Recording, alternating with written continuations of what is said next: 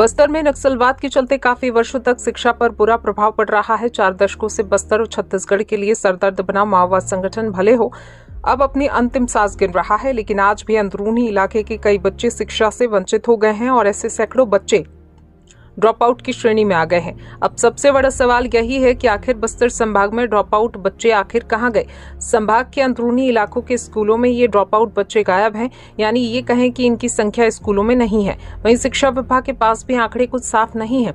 हर साल अंदरूनी इलाकों में कई स्कूलों में बच्चों की दर्ज संख्या काफी कम है और ऐसे बच्चे स्कूलों में क ख ग नहीं सीख पाए हैं, तो ये बच्चे कहाँ हैं।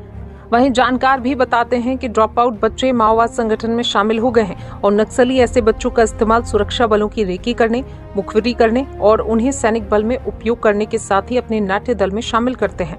साथ ही अंदरूनी इलाकों में गरीबी के चलते बच्चों को वर्दी हथियार दिखाकर हिंसा में शामिल करते हैं और यही बच्चे स्कूल छोड़कर माओवाद संगठन का पाठ पढ़कर सरकार के खिलाफ आवाज बनकर सामने आते हैं। और आज भी अंदरूनी इलाकों के हजारों बच्चे माओवाद संगठन में शामिल हुए हैं और इन बच्चों का रेस्क्यू करना सुरक्षा बलों के लिए एक बड़ी चुनौती है। वहीं ड्रॉप आउट बच्चे कहां हैं, इसको लेकर सुरक्षा महकमा भी काफी चिंतित नजर आ रहा है। चूंकि लगातार नक्सल खात्मे को लेकर ऑपरेशन जारी है और ऐसे में बच्चों को माओवाद संगठन से बाहर लाने की योजना भी सुरक्षा महकमा बना रहा है। वहीं सुरक्षा महकमा दावा कर रहा है कि लगातार जवानों के प्रहार और अंदरूनी इलाकों में बने नवीन कैंपों से संगठन में भर्ती रुक गई है और अब कोई भी माओवाद संगठन में शामिल नहीं हो रहा है।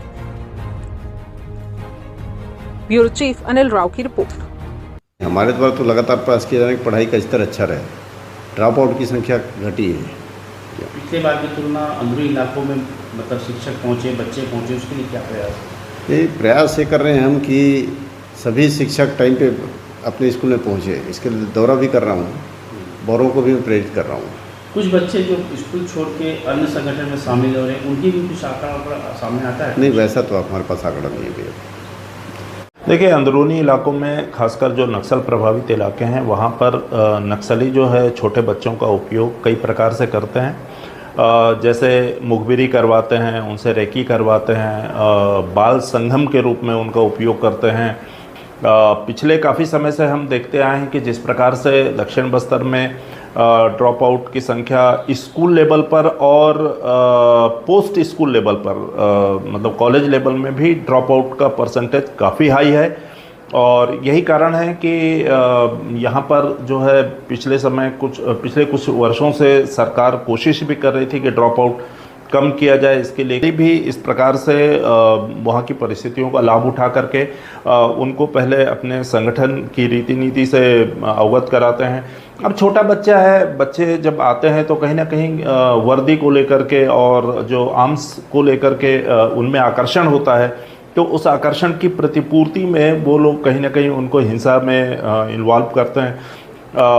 चूँकि छोटे बच्चे को अलग अलग तरीके से इनके बहुत सारे ऑर्गेनाइजेशन हैं, उन ऑर्गेनाइजेशन में ये लोग इनका उपयोग होता है।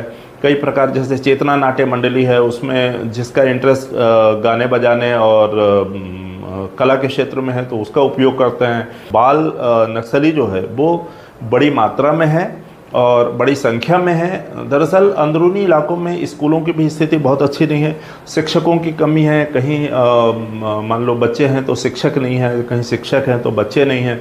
इस प्रकार के जो हालात हैं, नक्सली जो है अंदरूनी इलाकों में अपना स्कूल भी चलाते हैं, तो कहीं ना कहीं वैचारिक रूप से और ये कहीं ना अध्ययन एजुकेशन के साथ जो है ना वो अपने आप को इन बच्चों को विचारधारा के साथ जोड़ते हैं।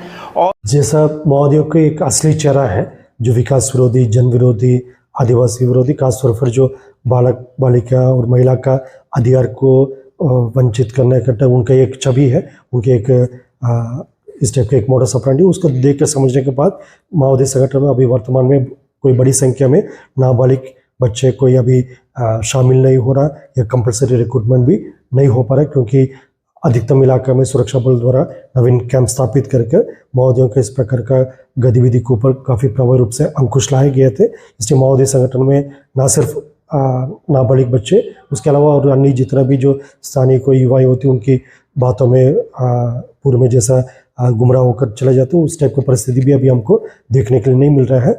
इसी कारण से माओवादी के रिक्रूटमेंट का काफ़ी कम हो गई संख्या, और आने वाले समय में हमें पूरा विश्वास है उनका जीरो रिक्रूटमेंट होगा और उसी को लेकर उनका माओवादी संगठन का लगभग खात्मा उसी कारण से आने वाले समय में बहुत निश्चित रूप से खात्मा भी हो जाएगा।